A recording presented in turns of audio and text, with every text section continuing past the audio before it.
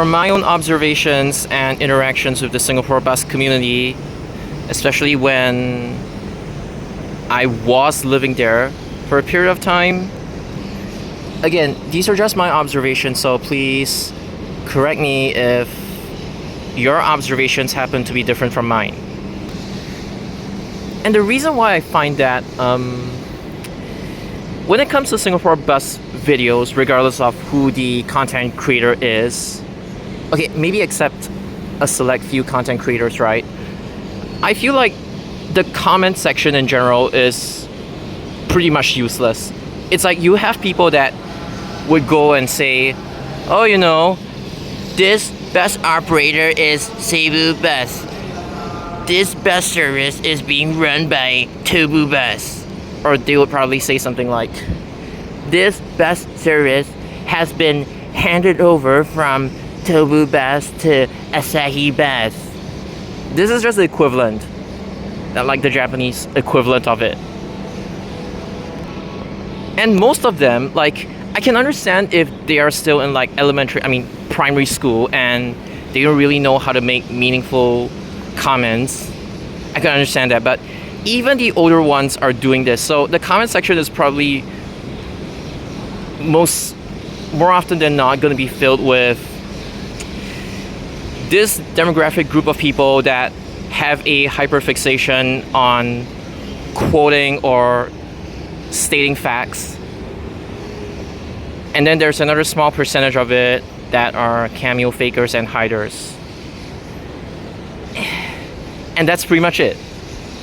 It's like these people are usually not cerebral enough to actually make insightful comments.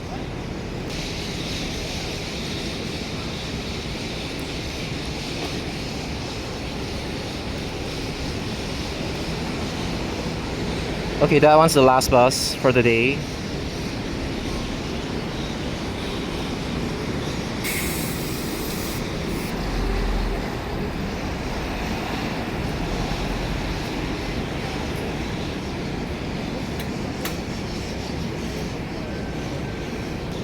Like, for some reason, at least 90% of Singapore bus enthusiasts on YouTube or even in Discord, they are like only obsessed with, I don't know, things like cameos and stuff like that. Okay, but that's not really important. It's like they just have a complete inability to give any form of constructive input.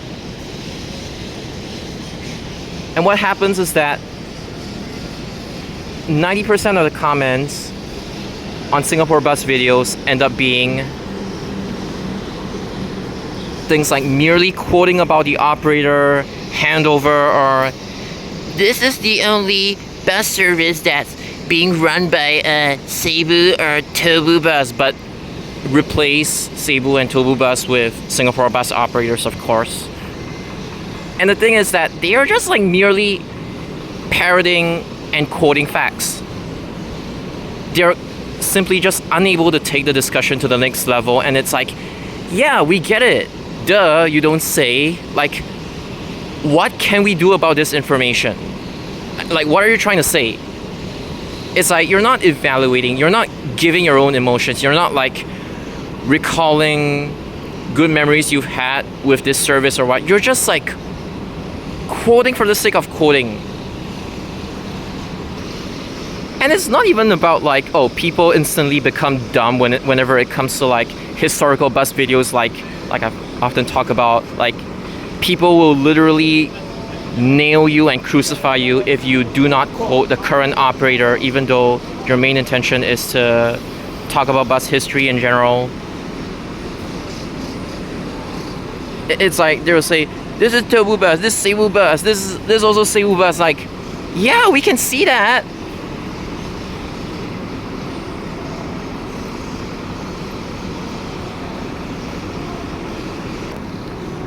And some of them are like actually very robotic about it. It's that they will type entire paragraphs like just describing the bus service when you could literally find it in the wikis, and you're not even like doing anything useful with said information. Like, you're just quoting for no reason.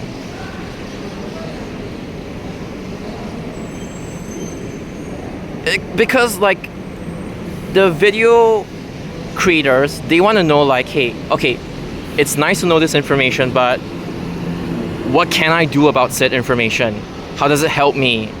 And how does it help us have a better understanding and appreciation for like buses, bus models, or bus routes, or bus operations, like the SOPs in general. And unsurprisingly, it's just forever stuck at these robotic paragraphs or sentences. And despite multiple reminders, like some people, they just stick to their old ways and they just don't change despite multiple reminders. And the thing is, you rarely have this kind of problem with bus enthusiasts like from other countries except Singapore. I do know that like over here, right, in Japan, my home country, there are still some of them who are like that. But then even the people who aren't so knowledgeable regarding buses, right, they admit it, but they also give facts that are actually insightful and things that people might not even know. Like they know how to evaluate and give insights, which is something that Singapore bus enthusiasts for some reason just, I don't know why, but are just unable to do or are not cerebral enough to do.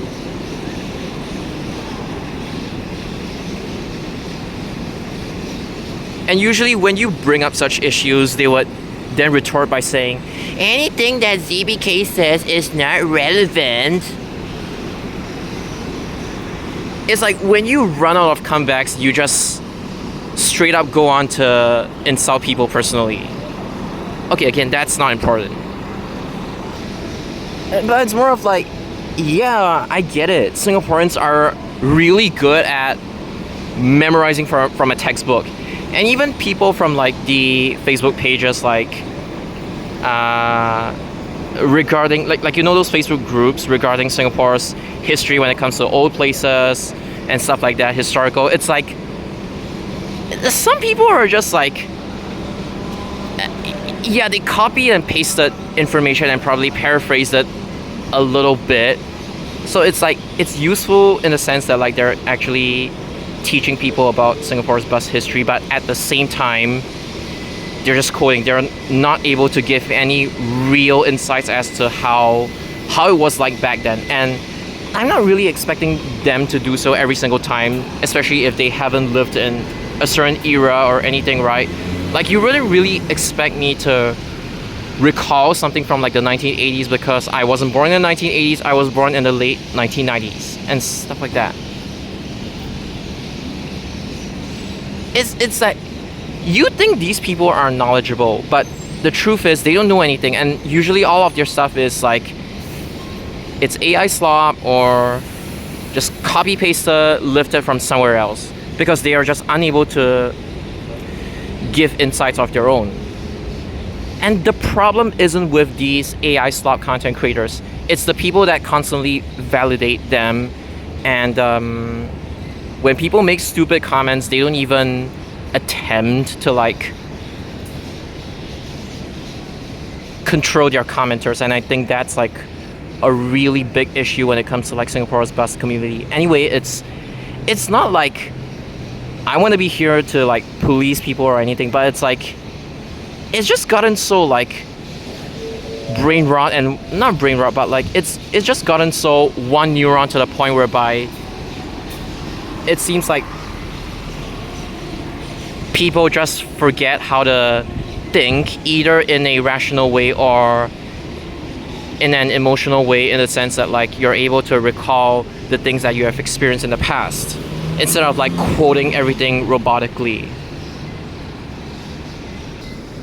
Because a lot of like the Singapore bus enthusiasts, they kind of label me as like a control freak, or like they say I complain too much, but literally I'm just giving people my observations and you cannot even refute them. That's the funniest part. It's like, why are you canceling? I mean like, why are you going against people for actually saying the truth? Which is something, it's like the group think and all, I will never understand. It's like, people often say, Singaporeans often say that like, Japan is like a collectivist society and individualism is kind of looked down upon here, right? But it's It's not even true. It's actually the opposite. Like, while Japan is still like mostly collectivist, let's get that right. There is still like some space for people to experiment with their own individualism. It's just, when do we prioritize this individualism and when do we prioritize like the groupthink or collectivism? So nuance wise, it's a little different. But in general, it's just mind-boggling to see that like Singaporeans criticize other countries for being collectivist and resorting to groupthink and like are just stuck with the textbook, but they fail to realize that their own society and their own bus community is like that as well. You get what I mean? Because at least from my own observations, if you don't subscribe to the groupthink of Singapore bus enthusiasts, they would just throw you out. Oh, you know why? Because they're just hyper obsessed with their cameos. Every cameo has to be like clickbaited to death. Every perm service gets like neglected.